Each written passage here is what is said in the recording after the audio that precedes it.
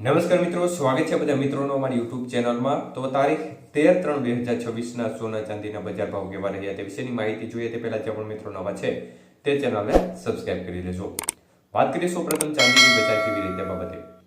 તો મિત્રો આજે ખાસ કરીને ચાંદીની બજાર જોઈએ તો 1 ગ્રામ ચાંદીનો ભાવ 280 રૂપિયા, 8 ગ્રામ ચાંદી આજે 2240 રૂપિયા, 10 ગ્રામ ચાંદીનો ભાવ 2800 રૂપિયા, 100 ગ્રામ ચાંદી 28,000 રૂપિયા અને કિલો ચાંદી આજે 2,80,000 રૂપિયા સુધીના ભાવ રહ્યા હતા। તો ખાસ કરીને આજે ચાંદીની બજારમાં ફરી એકવાર પ્રતિ 1 કિલોએ 10,000 રૂપિયાનો મોટો ઘટાડો જોવા મળ્યો હતો।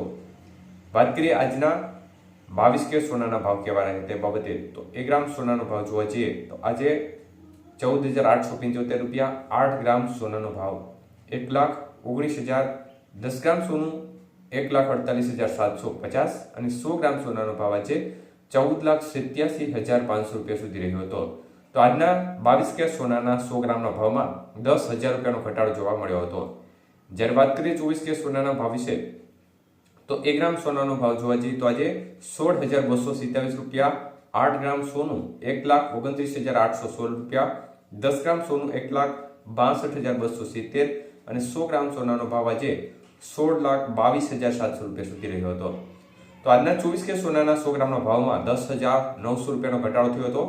જ્યારે વાત કરીએ 18 કે સોનાના ભાવ વિશે તો 1 ગ્રામ સોનાનો ભાવ જોવા જઈએ તો આજે 12,172 રૂપિયા, 8 ગ્રામ સોનાનો ભાવ જોવા જઈએ તો 97,376 રૂપિયા, 10 ગ્રામ સોનું 1,21,720 અને 100 ગ્રામ સોનાનો ભાવ 12,17,200 રૂપિયા સુધી રહ્યો હતો।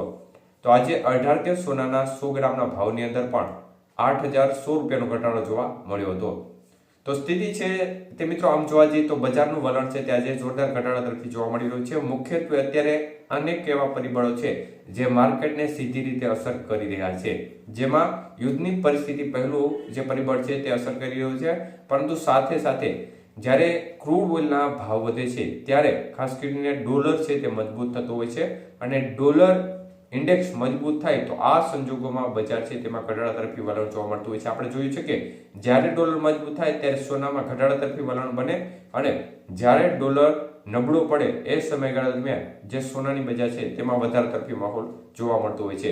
તો ડોલર છે તે અત્યારે સતત મજબૂતાઈ સાથે આગળ વધી રહ્યો છે, કારણ કે ભારતીય રૂપિયાનું મૂલ્ય છે તે 92 રૂપિયા આસપાસ અત્યારે જોવા મળી રહ્યું છે ડોલરની સામે, એટલે ડોલર છે તે સતત મજબૂત થયેલો જોવા મળી રહ્યો છે।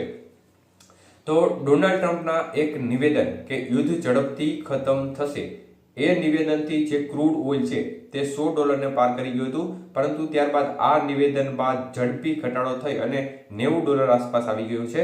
એટલે એક પ્રકારે થોડી રાહત ચોક્કસપણે અનેક દેશો માટે ગણી શકાય, કારણ કે ક્રૂડ ઓઇલને કારણે અનેક દેશોની સ્થિતિ છે તે કપરી થતી જઈ રહી છે અને ભાવ વધતા મોંઘવારીનો માર સામાન્ય જનતાને સહન કરવાનો વારો આગામી દિવસોમાં આવે તે પણ વાત ફાઇનલ છે। ધન્યવાદ।